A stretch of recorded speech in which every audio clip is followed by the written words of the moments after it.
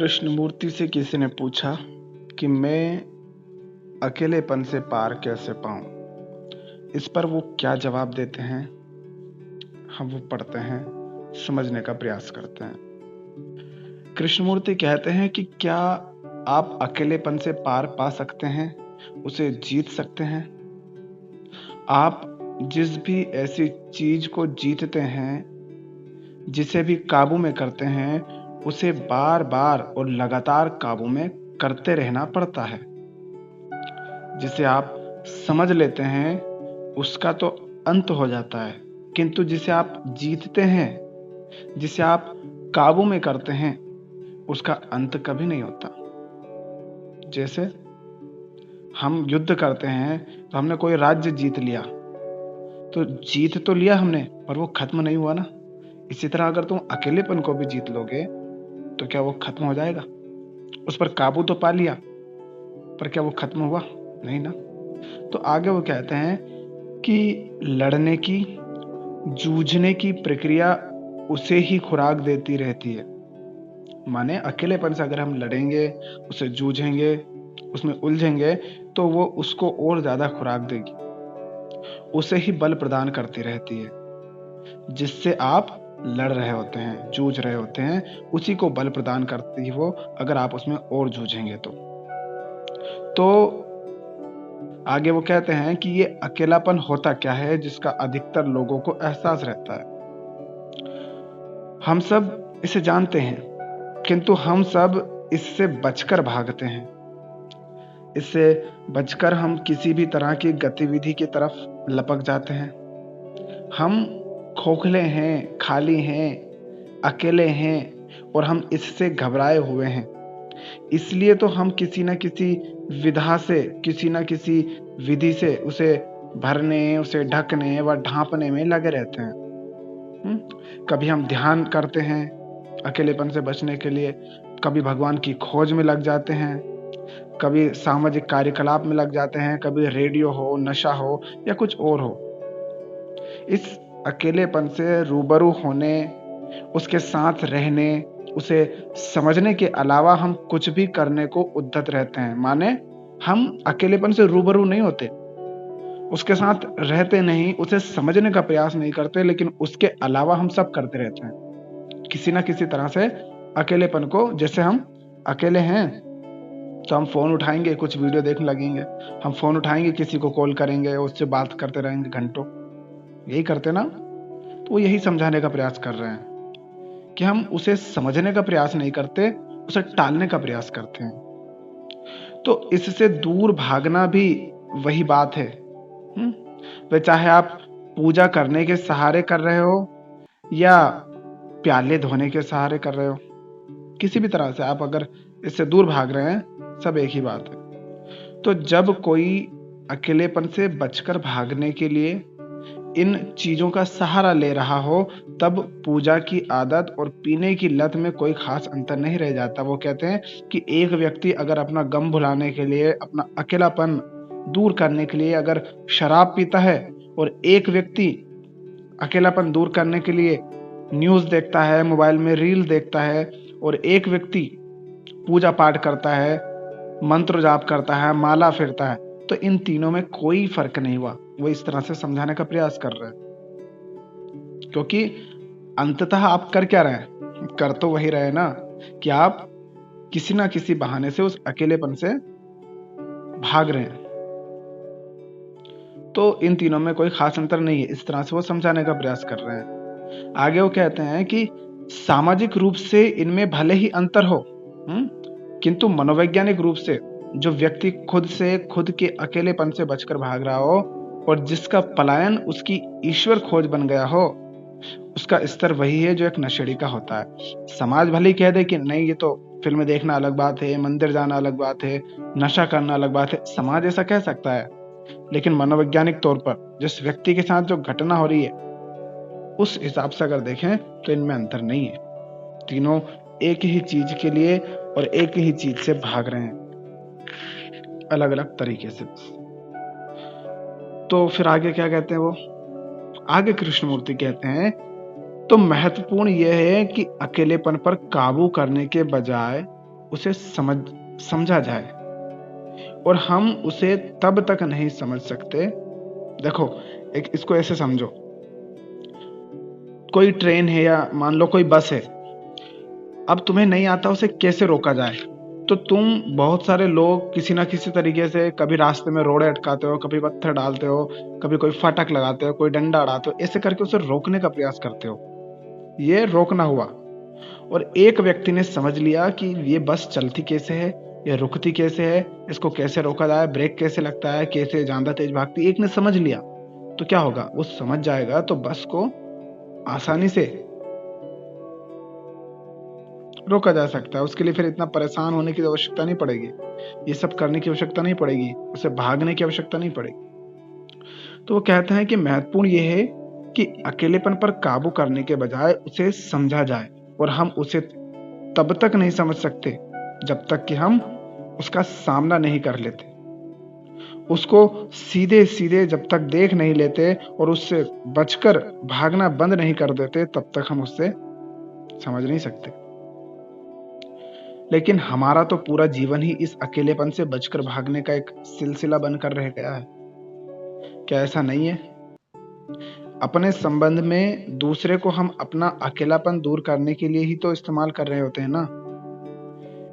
चाहे ज्ञानार्जन के पीछे हमारा दौड़ना, हम जाते हैं ना, ज्ञान अर्जित करने के लिए दौड़ रहे हैं, यहाँ से वहां, वहां से वहां, ठीक है। अनुभवों को हमारा बटोरना, हम कहते हैं हमारे ये अनुभव है, हमारी ये अनुभूतियां हैं, हम अनुभव लेने के लिए कभी कोई यात्रा पर चले जाते हैं, कहीं पर घूमने चले गए, कोई तीर्थ यात्रा पर चला गया, कोई नई जगह चला गया, कुछ नया काम करने लगा, ये सब हमारे अनुभव होते हैं ना। तो हम क्या करते हैं, ज्ञान अर्जन करने दौड़ते हैं, ये कृष्णमूर्ति का कहना है। वो कहते हैं फिर आगे कि हम अनुभवों को बटोरते हैं। हमारा ऐसा कुछ भी करना एक मन बहलाव ही तो है, माने हम मन को बहलाने के लिए ही तो ये सब कर रहे हैं। मन को मुद्दे से हटाकर कहीं और अटकाना ही तो है ये सब, खालीपन से पलायन ही तो है ये सब, ऐसा उनका कहना है। तो वो कहते हैं कि इन बहकावों, भटकावों और पलायनों का अंत होना आवश्यक है। यदि किसी चीज को समझना है तो उस पर पूरा पूरा ध्यान देना अनिवार्य है, किंतु हम इस अकेलेपन पर अपना पूरा ध्यान कैसे दे सकते हैं जबकि हम इससे घबराए हुए हों, जबकि हमारा ध्यान इससे बचकर भागने पर ही लगा हुआ हो। बचने का कोई भी तरीका अपनाकर, चाहे तरीका कुछ भी हो, माने वो कह रहे हैं कि अगर समस्या है और समस्या को समझने पर हम ध्यान नहीं दे रहे बल्कि समस्या को देखकर हम उससे भाग रहे हैं, तो हम समस्या को कैसे समझ पाएंगे, ऐसा वो कहना चाह रहे हैं। तो करना क्या है, हमें समस्या को समझना है, उससे भागना नहीं है। क्योंकि जो समस्या, अगर उससे तुम दूर भागे तो उसे समझ कैसे पाओगे, उसके पास आना पड़ेगा, उसे पर ध्यान देना पड़ेगा, तभी तो समझ पाओगे ना। तो उनका यही कहना है। तो जब हम अकेलेपन को सचमुच समझना चाहते हैं, जब हमारी नीयत पूरी तरह इसी गहराई में जाने की होती है, क्योंकि हम जान चुके होते हैं कि तब तक कोई रचनात्मकता आ ही नहीं सकती जब तक कि हम इस भीतरी खालीपन को समझ नहीं लेते, जो कि भय का आधारभूत कारण बना हुआ है। जब हम इस मुकाम पर पहुंच जाते हैं तब हर तरह के बहकाव और भटकाव का अंत हो जाता है। वो कहते हैं, कहने का अर्थ क्या है उनका, कि अगर हम ये जान जाएं कि जो समस्या है उसको समझे बिना, उसको ध्यान दिए बिना उससे नहीं बचा जा सकता, तो हम उस पर ध्यान देंगे, उसको समझेंगे। वो कहते हैं कि बहुत से लोग अकेलेपन की बात पर हंसते हैं और कह देते हैं कि अरे ये तो बड़े लोगों के चोंचले हैं, अपने आप को किसी ना किसी काम में लगाए रखो और मस्त रहो बस। किंतु अकेलेपन को भुलाया नहीं जा सकता, इसे सरका कर एक तरफ नहीं किया जा सकता। तो यदि हम इस आधारभूत चीज को सचमुच समझना चाहते हैं, जिसे कि हम अकेलापन कहते हैं, तो सारे पलायनों को समाप्त कर देना होगा।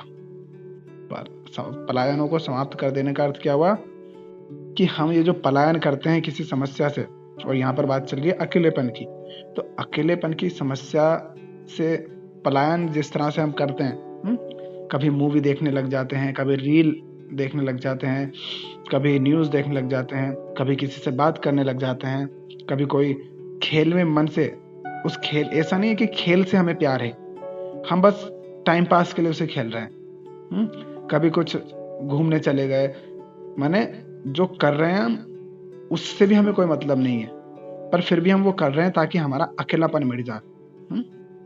क्योंकि इसका अर्थ तुम गलत लगा सकते हो कि कोई व्यक्ति वास्तव में ही खेल रहा है, उसे खेल ही पसंद है, उसे प्रेम है उस खेल से, और फिर भी वो खेल रहा है, तो हम ये नहीं कह सकते कि वो अकेलेपन से भाग रहा है। आपको आवश्यकता नहीं है, आप सिर्फ अकेलेपन से भागने के लिए अगर कोई खेल खेल रहे हैं, कुछ नाच रहे हैं, कुछ गा रहे हैं, कुछ भी कर रहे हैं, तो उसकी बात हो रही है। तो वो कह रहे हैं कि जब तक हम अगर अकेलेपन को समझना चाहते हैं तो इन पलायनों को समाप्त कर देना होगा जो हम पलायन करते हैं। किंतु चिंता से, कोई नतीजा पाने के प्रयास से या किसी इच्छा जनित कर्म के जरिए पलायन पर विराम नहीं लग सकता। माने आप कहते हो कि हम पलायन कर जाते हैं अकेलेपन से, तो आप चिंता कर करके अगर पलायन से रुकना चाहेंगे या कुछ नतीजा पाने के प्रयास करने से, या आप कोई इच्छा रख लेंगे कि पलायन नहीं करेंगे तो ये इच्छा पूरी हो जाएगी, इस तरह से अगर आप पलायन पर विराम लगाएंगे, पलायन से बचेंगे, तो ये संभव नहीं होगा कि आप अकेलेपन को समझ पाएंगे। तो हमें यह देखना होगा कि अकेलेपन को समझे बिना कोई भी कर्म केवल मन का बहलाव है। पलायन का ही कोई ना कोई रूप होगा। खुद को औरों से अलग थलग समझने की ही एक प्रक्रिया होगा जो कि क्लेश और कलह को ही बढ़ावा देने का काम करेगा। तो इस तथ्य को देख लेना अनिवार्य है, क्योंकि केवल तभी आप अकेलेपन का सामना कर सकते हैं, उसके रूबरू हो सकते हैं। अर्थात वो ये कहना चाह रहे हैं कि जो समस्या है उस समस्या को समझे बिना अगर आप कुछ और कर रहे हैं तो आप सिर्फ मन को बहला रहे हैं। मन बहाने खोज रहा है उस समस्या से बचने के। तो ऐसा करने पर कलह बढ़ता है, क्लेश बढ़ता है। कैसे बढ़ता है? इसको ऐसे समझो, आप अकेलापन फील कर रहे हो, अकेलापन महसूस कर रहे हो, ठीक है, आप 20 के 22 की उम्र के हो गए हैं और जवानी भी अपने आप समझ गए होंगे जोश पर है, तो आप शादी कर लाए। आपकी जिंदगी यूं ही बर्बाद थी, करने को कोई सार्थक काम नहीं था, इसीलिए तो अकेलापन महसूस हो रहा था। कुछ समझ नहीं जिंदगी की, कुछ जानते नहीं, दुनियादारी की कुछ पता नहीं, ना अर्थव्यवस्था पता है, ना राजनीति पता है, ना देश दुनिया पता है, ना अध्यात्म पता है, ना कुछ और पता है, ना विज्ञान पता, कुछ नहीं पता। अकेलेपन थे, ना कुछ गीत सीखे, ना कुछ बजाना सीखा, ना कुछ पेंटिंग वगैरह, कुछ नहीं जाना, अकेलेपन था, शादी कर ली, ठीक है, थोड़े दिन मौज मारी। अब मौज के चलते चलते 2-4 बच्चे भी झुनझुने आ गए तुम्हारी जिंदगी में। अब क्या होगा? जिस अकेलेपन को दूर करने के लिए तुमने किसी को अपने जिंदगी में स्थान दिया, वो तुम्हारे अकेलेपन को दूर नहीं कर पाएगा। अब ये किस तरह से नहीं कर पाएगा, बहुत लंबा हो जाएगा, पर आप उनकी जिंदगी देख सकते हैं जिनकी जिंदगी में उन्होंने अकेलेपन को दूर करने के लिए बच्चों को, शादियों को, इन सबको महत्व दिया था। तो आपकी जिंदगी का अकेलापन दूर नहीं होता और आपस में लड़ाई झगड़े, कलह क्लेश होते रहते हैं, लड़ते मरते रहते हो, जिंदगी और बर्बाद हो जाती है। तो जब समस्या यहीं पर है कि जब आप अकेलेपन की समस्या को नहीं समझते हैं, उस पर ध्यान नहीं देते हैं, बल्कि उससे पलायन करते हैं, तो आप नई समस्या को अपनी जिंदगी में प्रवेश दे देते हैं। इसलिए वो कह रहे हैं, कौन? कृष्णमूर्ति हमसे कह रहे हैं कि उससे पलायन मत करो, उस पर ध्यान दो, उसको समझो, उसे तभी ठीक कर पाओगे, उससे रूबरू हो, उसका सामना करो, तब वो ठीक हो सकती है। आगे वो कहते हैं कि यदि हम और गहराई में जाएं तो ये प्रश्न सामने आता है कि जिसे हम अकेलापन कहते हैं वे क्या एक वास्तविकता है या एक शब्द मात्र है? माने सिर्फ हमने कल्पना कर ली है, मन का भ्रम है, या वास्तव में ऐसा है भी? क्योंकि अकेलापन क्या एक वास्तविकता है या मात्र एक ऐसा शब्द है जो कि एक अवस्था को ढांपता है जिसे कि हम जानते ही ना हो कि वह है क्या? तो अकेलापन क्या एक विचार नहीं है, सोच का ही परिणाम? वो कह रहे हैं कि क्या आपको ऐसा नहीं लगता कि जो अकेलापन है ये सिर्फ एक विचार है हमारे मन का, सोच का एक परिणाम है और उसके फलस्वरूप हम अपने आप को अकेला महसूस करते हैं। वो ये कहना चाह रहा है क्योंकि सोच दरअसल स्मृति पर आधारित रहने वाली शाब्दिक अभिव्यक्ति होती है। क्या हम इसी शाब्दिक अभिव्यक्ति, इसी विचार, इसी स्मृति की दृष्टि से ही उस अवस्था को भी नहीं देख रहे होते हैं जिसे हम अकेलापन कहते हैं? माने हमने अपनी स्मृति में एक छवि ऐसी बना ली है कि ऐसा ऐसा अगर होता है तो उसे अकेलापन कहते हैं, है ना? और वैसा जब हमारे साथ होता है तो हम क्या कह देते हैं उसे? अकेलापन। जैसे किसी की उंगली काटना गलत बात है। अब ये छवि हमारे मन में बैठ गई है, स्मृति में है अब ये। तो जब भी किसी की उंगली काटी जाती है हम कहते हैं गलत बात है। तो हमने क्या कह दिया? गलत बात है। अब किसी की उंगली इतनी सड़ गई है कि अगर उसे नहीं काटा गया तो पूरा हाथ काटना पड़ेगा, और डॉक्टर अगर उसकी उंगली काटता है तो हम क्या कहेंगे? अगर हम उस समस्या को नहीं समझेंगे और सिर्फ हमारे मन में ये छवि बैठी है तो हम क्या कहेंगे? हम कहेंगे कि डॉक्टर ने गलत किया। इस तरह से उसको समझो कि हमने एक छवि बना रखी है अपने बारे में, अकेलेपन के बारे में।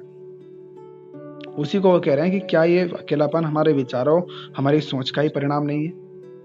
क्योंकि सोच दरअसल स्मृति पर आधारित रहने वाली शाब्दिक अभिव्यक्ति होती है। क्या हम इसी शाब्दिक अभिव्यक्ति, इसी विचार, इसी स्मृति की दृष्टि से ही उस अवस्था को भी नहीं देख रहे होते हैं जिसे हम अकेलापन कहते हैं? तो इस तरह उस अवस्था को ये नाम दे देना ही उस भय का कारण बन सकता है जो हमें उसे नजदीक से नहीं देखने देता। किंतु यदि हम उसे कोई नाम ना दें जो कि मन द्वारा ही रखा गया होता है तो भी क्या व्यवस्था अकेलापन होती है? माने हमने जो छवि बनाई, अगर उस छवि को हमने वो नाम नहीं दिया, ठीक है, अगर नाम दे दिया तो हम ये जानेंगे कि हाँ ये छवि को ये नाम है और इस नाम का अर्थ है अकेलापन, और अकेलापन का अर्थ होता है बहुत बुरा। तो हम उससे भयभीत हो जाते हैं, उसको समझने का प्रयास भी नहीं करते। तो वो कह रहे हैं कि अगर उस स्थिति को, उस छवि को वैसा नाम ही ना दिया जाए और हम उसे समझने का प्रयास करें तो क्या फिर भी व्यवस्था रहेगी? फिर आगे कहते हैं कि निश्चित रूप से अकेला और एकाकी होने में अंतर है। एक होता है अकेलापन और एक होता है एकाकी होना। तो अकेलापन स्वयं को अलग कर लेने की प्रक्रिया की परिणति होता है। आप अपने ही बारे में जितना अधिक चौकस होते जाते हैं उतना ही अलग थलग होते चले जाते हैं, क्योंकि अपने ही बारे में चौकस रहना स्वयं को अलग थलग करने की प्रक्रिया ही तो है। किंतु एकाकीपन स्वयं को अलग थलग करना नहीं है। एकाकीपन आता ही तब है जब अकेलापन खत्म हो जाता है। एकाकीपन वह अवस्था है जिसमें बाहरी और भीतरी सारे प्रभाव खत्म होने के साथ साथ स्मृति का भी भीतरी प्रभाव भी खत्म हो गया होता है। मन जब ऐसे एकाकीपन जैसी अवस्था में पहुंच जाता है केवल तभी वह उसे जान पाता है जिसे भ्रष्ट नहीं किया जा सकता। अब यहाँ बात वो किसकी कह रहे हैं कि जब मन सारे बाहरी और आंतरिक प्रभावों से मुक्त हो जाता है तब उसे जान पाता है जिसे भ्रष्ट नहीं किया जा सकता, जिसे नष्ट नहीं किया जा सकता। माने अब वो यहाँ सत्य की बात कर रहे हैं। तो कह रहे हैं कि एकाकीपन वह अवस्था है जिसमें बाहरी अकेलापन नहीं, एकाकीपन वह अवस्था है, एकाकीपन जिसमें बाहरी और भीतरी सारे प्रभाव खत्म होने के साथ साथ स्मृति का भीतरी प्रभाव भी खत्म हो गया होता है। तो मन जब ऐसे एकाकीपन जैसी अवस्था में पहुंच जाता है, मन जब ऐसे एकाकीपन जैसी अवस्था में पहुंच जाता है केवल तभी वह उसे जान पाता है। किसे? उसे जान पाता है जिसे भ्रष्ट नहीं किया जा सकता। माने सत्य की बात हो रही है, प्रेम की बात हो रही है, शांति की बात हो रही है। किंतु आगे कह रहे हैं, किंतु वहां तक पहुंचने के लिए हमें अकेलेपन को और स्वयं को अलग थलग कर लेने वाली इस प्रक्रिया को अच्छी तरह समझ लेना होगा, जो कि अहम और उसकी गतिविधि ही है। माने हम जो अकेलापन होता है और हम जो अपने आप को अलग थलग कर लेते हैं, ये जो प्रक्रिया है हमें इसे अच्छी तरह से समझ लेना होगा, तभी हम वहां तक पहुंच सकते हैं जहां पर उसे जाना जा सकता है, जिसे भ्रष्ट नहीं किया जा सकता। तो कहते हैं कि इस प्रकार अहम को समझने के साथ ही अलग थलग होने के, अलगाव के अंत का आरंभ हो जाता है, और इस तरह अकेलेपन के अंत का भी। माने जब मनुष्य अहम को क्या कहना चाह रहे हैं, वो कहना चाह रहे हैं कि जब हम अहम को समझ लेंगे, अहम को समझ लिया अगर आपने, तो ये जो आप अलग थलग रहते हैं, आप ये जो अलगाव माने वही अकेलापन ये रहते हैं, इन सब का भी अंत होने लगेगा। और अहम को समझने का अर्थ ये, अहम माने मैं भाव को, जो हम मैं करते हैं ना, मैं के साथ ये सब कुछ जोड़ रखा है। जब आपने इसे समझ लिया अहम को, तब आपका अकेलापन, आपकी बेचैनी, आपकी अकेलापन, वो तो अकेलापन की बात कर रहे हैं, पर मैं कह रहा हूँ अकेलापन, बेचैनी, अशांति, दुख, दर्द, ये लालच, ये ईर्ष्या, ये मोह, सब कुछ तुम्हारा ऐसे दौड़ लगाकर भागेगा कि वो तुम उसको पकड़ना चाहोगे तब भी ना पकड़ पाओगे। ऐसा होगा जब तुम किसे समझ लोगे, अहम को समझ लोगे। इसलिए अहम पर जोर दिया गया है, और ये जो अहम है, इसी की बात उपनिषदों में की जाती है। वहां भी अहम को जानने पर, अहम को समझने पर जोर दिया जाता है कि इसे जानो, इसे समझो, यही तो है जो तुम्हें संसार में और इस प्रकृति में लिप्त रखता है। यही तो है अहम भाव जो तुमसे कहता है कि तुम शरीर हो। तो इसी अहम को समझने की बात यहाँ कृष्णमूर्ति कह रहे हैं। अब इस विषय पर कुछ और जानना समझना हो तो पूछिए। हालांकि छोटा लेख था उनका, उसको मैंने कोशिश की कि अच्छे से समझा सकूं। वीडियो बहुत लंबा हो जाता है, इसलिए फिर बहुत ज्यादा एक्सप्लेनेशन भी नहीं दिया। कोई समस्या हो समझ में तो पूछिए।